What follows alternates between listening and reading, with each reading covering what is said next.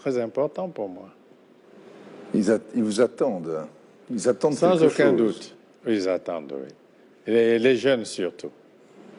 Alors, bon, il y a une curiosité quand même pour un observateur étranger, c'est qu'on a l'impression qu'il y a des opposants au Congo, mais il n'y a plus d'opposition. Vous savez, autrefois on disait la France, tout le monde a été, est ou sera gaulliste. On a l'impression qu'au Congo, Brazza, tous les opposants ont été, sont ou seront ministres du président Sassou. Bon, je ne le dis pas ainsi.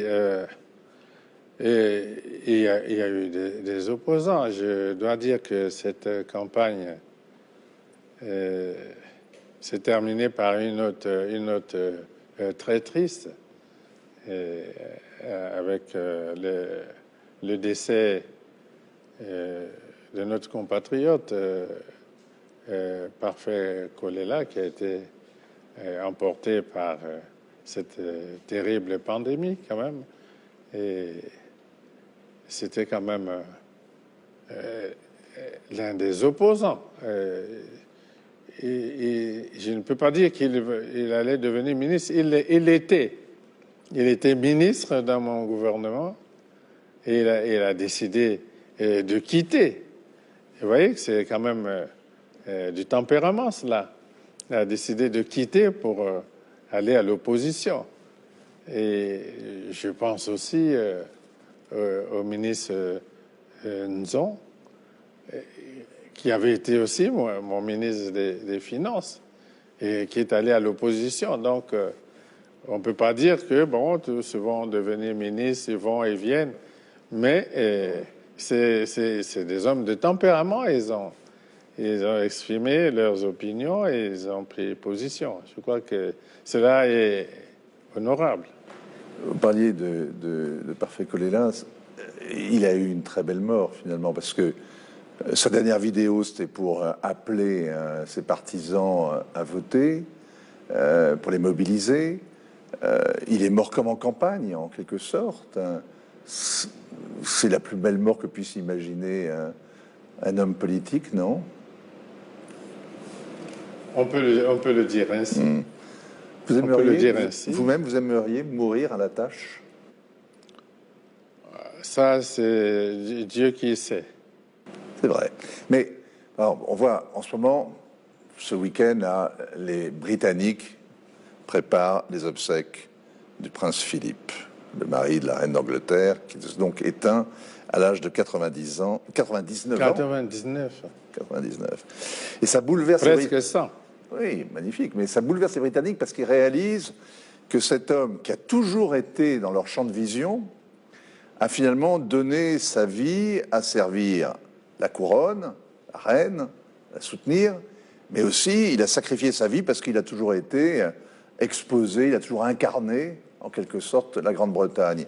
Et moi j'ai calculé que vous-même, dans 3 ans, vous aurez passé la moitié de votre existence à la tête de l'État, c'est-à-dire à incarner aux yeux des Congolais et aux yeux du monde le Congo. Vous n'avez jamais envie de laisser, d'arrêter, de vous libérer? Bon, vous voyez bien, il y a eu une élection qui s'est passée dans ce pays et le peuple s'est prononcé, comme vous l'avez vu, j'imagine sans contrainte. Vous savez, vous êtes français, nous, observateurs africains, disons que si le général de Gaulle n'avait pas démissionné lui-même, les Français l'auraient gardé longtemps au pouvoir en France, de Gaulle. Sûrement. Vous êtes d'accord avec moi? Sûrement. Et c'est cela, les peuples. Mais on peut même dire que les Français, quelque part, expient ou regrettent d'avoir guillotiné Louis XVI, d'avoir chassé le général, et qu'il y a quelque chose comme ça qui les anime. Mais revenons à vous, parce que avant-hier, il y avait le match avec le Real. Vous auriez été très bien à Oyo, dans votre ranch, ou à une terrasse ici, avec des amis, à regarder l'intégralité de ce match, au lieu d'être en train d'accueillir le président du Sénégal et de... Mais sans aucun doute, et chacun l'aurait souhaité ainsi. Mais de l'autre côté, Oui. il y a le devoir. De l'autre côté, il y a le devoir.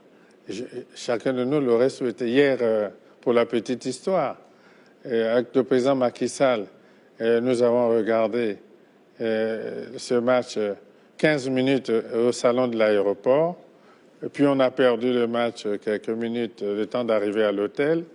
On l'a relancé et on l'a regardé jusqu'à la mi-temps. Et je l'ai laissé à la mi-temps. J'ai profité de la pause pour venir prendre les 45 autres dernières minutes ici à la résidence. Voilà.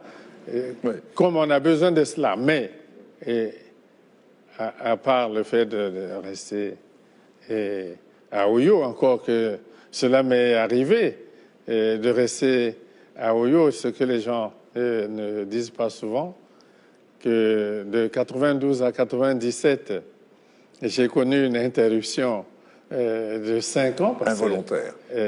Bien sûr, c'est le peuple qui a décidé ainsi. Et je me suis bien retrouvé à Oyo, je n'étais pas mécontent. Et puis en France, 2 ans à Oyo, 2 ans en France, à Paris, et je n'étais pas mécontent. Mais l'histoire de ce pays a voulu que nous revenions aux affaires.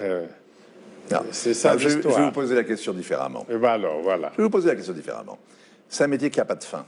Vous n'aurez jamais fini. Et vous avez déjà votre place dans l'histoire. Vous avez rencontré les grands hommes, vous avez fréquenté Ho Chi Minh, Castro, Mandela. Vous avez votre place dans l'histoire. Ça y est, c'est fait. C'est acquis. Vous n'avez rien à gagner, quelque part. Par contre, vous avez à perdre, à rester. On connaît des grands présidents qui ont fait un mandat de trop et qui ont été oubliés, du coup. Alors, mais pour le moment, on ne va pas se perdre en conjecture dans cette histoire. Pour le moment, il y a une élection, hein, et il y a le peuple qui a décidé, et je le remercie, cette confiance renouvelée. Alors, je crois que c'est plus intéressant de regarder D'accord, on va parler de devant. l'avenir. Ok, on va parler de votre programme.